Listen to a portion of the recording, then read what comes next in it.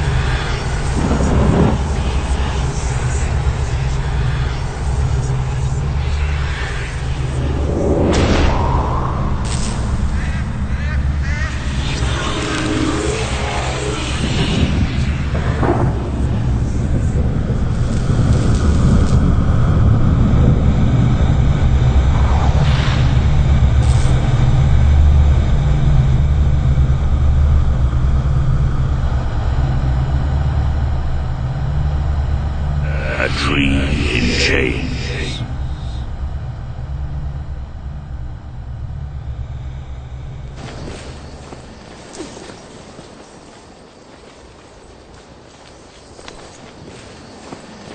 Alton itself obviously is a very small village, and it was owned and run by the 14th, 15th, 16th Earl.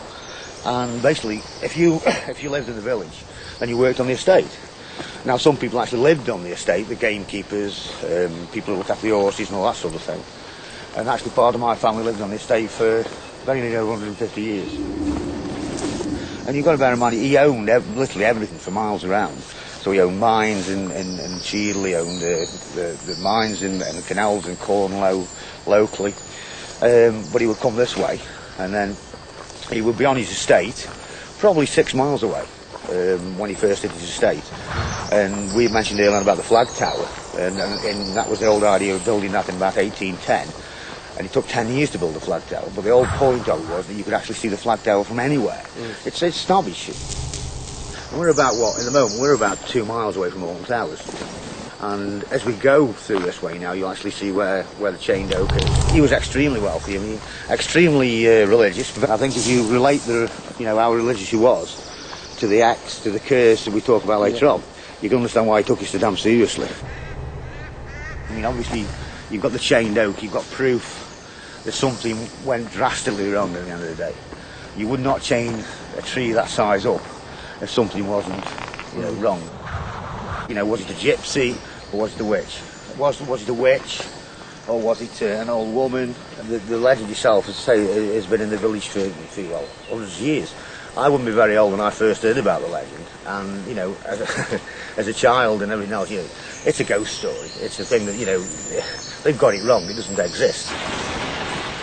And then basically, what would you be, sort of 12, 13, when we actually saw the tree, and it comes to an horrendous shock to actually see that the damn thing exists, and it's spooky. Here we are. This is it. I mean, this is a tree that's chained up and still here to this day. You won't get many locals climbing the steps.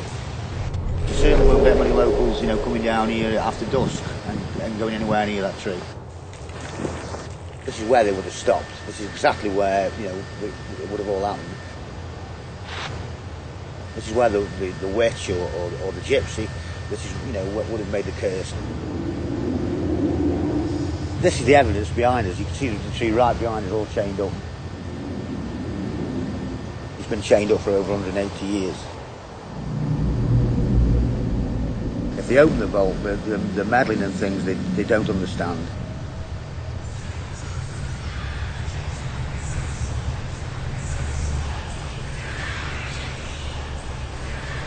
You should leave the vault alone.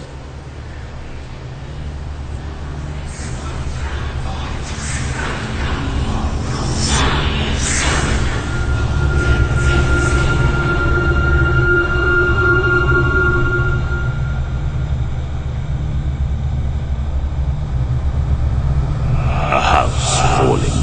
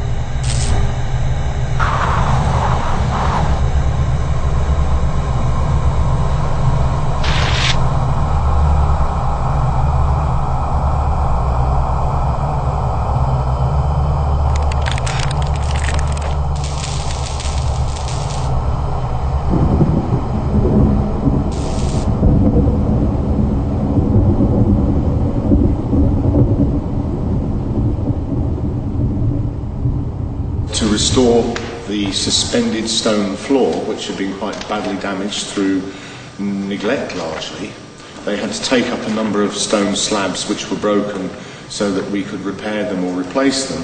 And in so doing, they found what looked like some, I suppose you'd call them round, flat tin biscuit tins. They put them to one side, just being builders, possibly with a view to opening them up during their break, but we still had the archaeologists on site, and they recognised them, or they thought they recognised what they may be, so they relieved them, sent them along to a laboratory where they were opened under laboratory conditions, and they found undeveloped Victorian film, and it was very, very carefully treated and developed, and hey presto, we have the film of the oak tree being chained, which up until that time to many of us was little more than just a legend, but there was the evidence.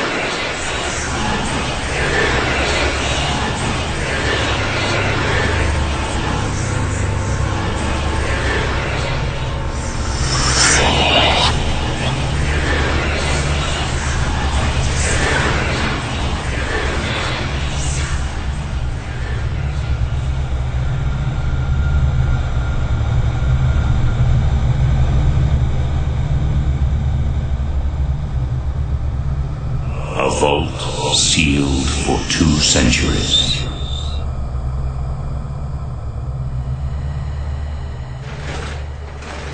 We started restoration work in the towers, and it was during that period that a number of old artefacts were found, including an old bookcase.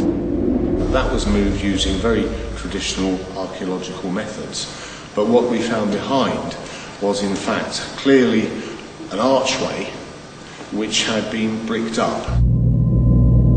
Why was it there? Because all of our research, as these surveys show, there was nothing behind there. There never was anything behind there. So you just looked at it and you could see there's an arch, there's a head, there's the jamb, but it had been bricked up.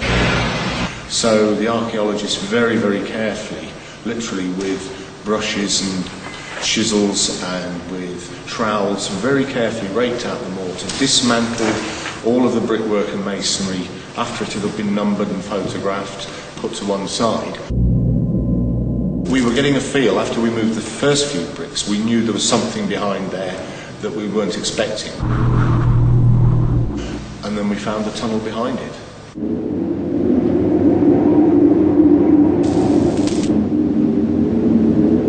It doesn't make sense in that the architect who designed this would have designed this in a linear way. There should be a star shape. There's never been an entrance to another linear section. There has never been any evidence from the outside.